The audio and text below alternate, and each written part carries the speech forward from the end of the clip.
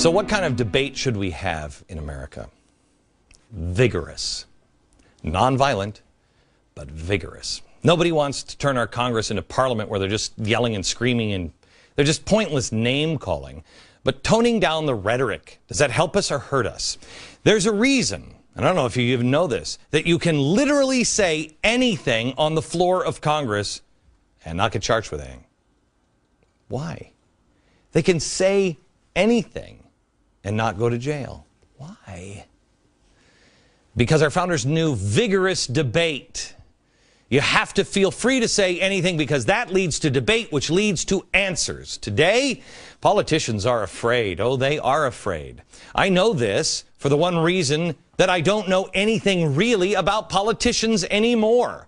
I don't know what they all stand for. I don't know if they'll say one thing, but I don't know if that's the truth. I don't even know a lot of their ideology. They'll tell us anything without telling us anything. We should be encouraging the free flow of speech, stupid speech, ugly speech, elitist speech, so we can have a conversation. Yes, people will continue to say stupid things, but the answer is never to shut them up. More speech, not less. You cannot shield people from every possible negative comment. You cannot do it, and you shouldn't do it, or you will end up in a pen. The answer is to grow up. I mean, anybody's mother say sticks and stones can break your bones, but words will never hurt me? We used to put up with a lot more. Contrary to popular belief, I was on the Today Show this week, and I think all of them on the set were like, who? What? Talking about the founders. It wasn't civil back then. It was very much the opposite. If you called somebody and said, you offended me, back then, you would end up in a duel, most likely. You probably remember that in 1804, our sitting vice president, Aaron Burr, actually killed Alexander Hamilton in a duel. He was our vice president. I don't know, that was there's violence. Burr was upset at Hamilton's journalistic defamation of his character. They were anything but civil back then. Many times, they published news articles using a fake name or synonym to get their jabs in. Here are some of the jabs. These were in news articles. Remember, they didn't have the internet. Bloggers.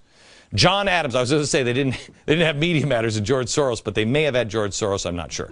John Adams was ripped. See, now that was unkind, wasn't it? Yes. Was ripped as a repulsive pendant, a hideous hermaphroditical character, mentally deranged, blind, bald, crippled, and toothless. But today's rhetoric is so out of control. Do you know that Sarah Palin said community organizing was not sufficient prerequisites to have the office of the President of the United States? Yeah. Here's another attack on Alexander Hamilton. I love this. He was a self-created monster. He was an adulterer. He was haunted by whores, and he haunted them in return. These are all quotes. He was a monster of monsters. In pollution, skilled, immersed in mischief, brothels, funds and banks, lewd. He was a slave to lust, afforded consolation to the mourning whores. But today, things are so out of control that CNN used the word crosshairs. Thomas Jefferson was called, look this all up, please do your own homework, don't take my word for it. Thomas Jefferson was called a mean-spirited, low-lived fellow, the son of a half-breed Indian squaw, sired by a Virginia mulatto father. Opponents warned that under a Jefferson presidency, murder, robbery, rape, adultery, incest, openly taught and practiced if Jefferson wins. The air, quoting, will be rent with the cries of distress, the soil soaked with blood, and the nation black with crimes. Quote, are you prepared to see your dwelling in flames, hoary heads bathed in blood, female chastity violated, and children, I love this one, writhing on a pike? Yeah.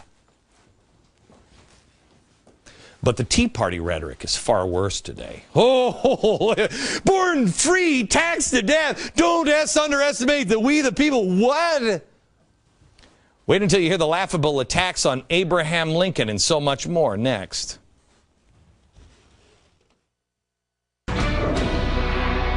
During the 1864 elections, What was said about Abraham Lincoln? What kind of hateful, awful, violent rhetoric was said?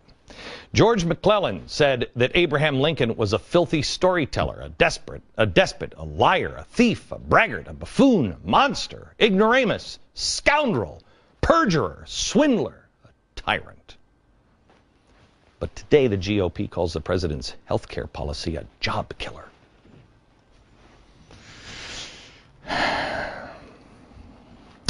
There's a problem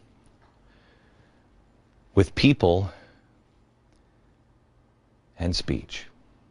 There's not enough of it. Restricting speech leads where?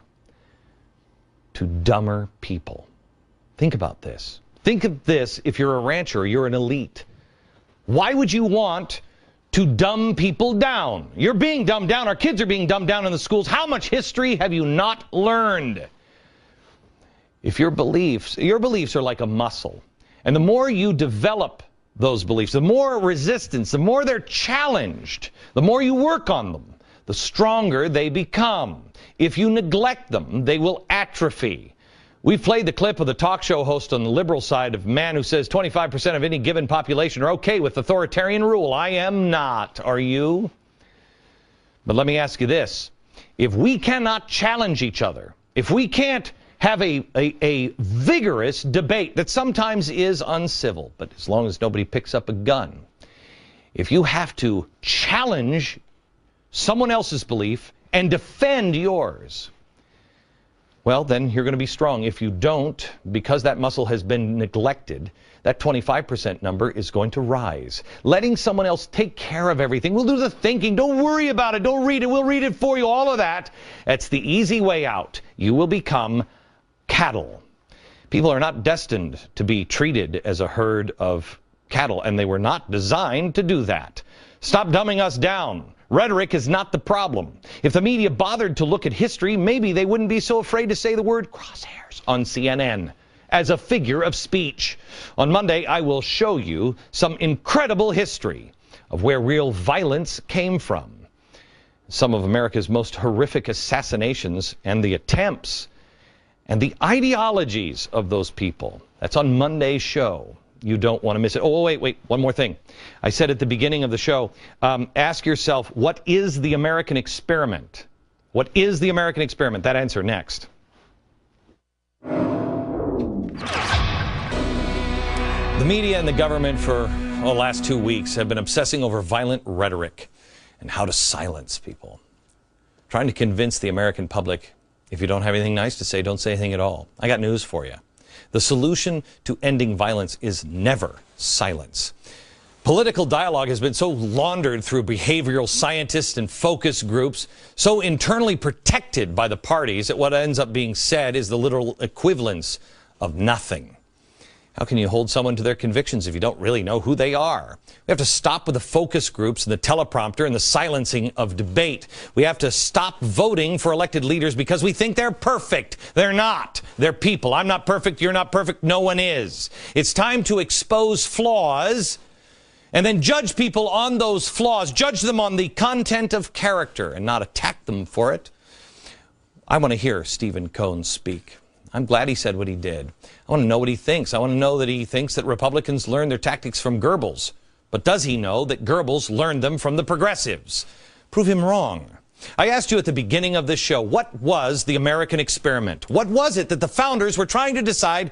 Something they believed, and they weren't sure. Here it was. Can man rule himself?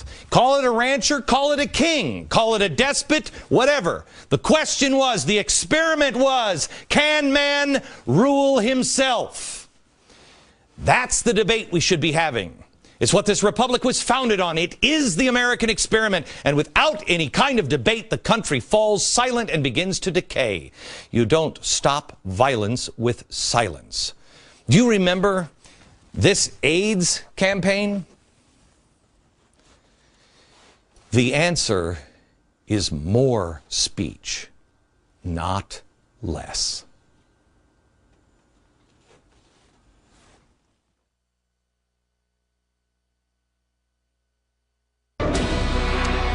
I want to leave you with this thought. I just showed you the silence equals death symbol. This is for the AIDS campaign. Silence equals death. It means speak out, say something.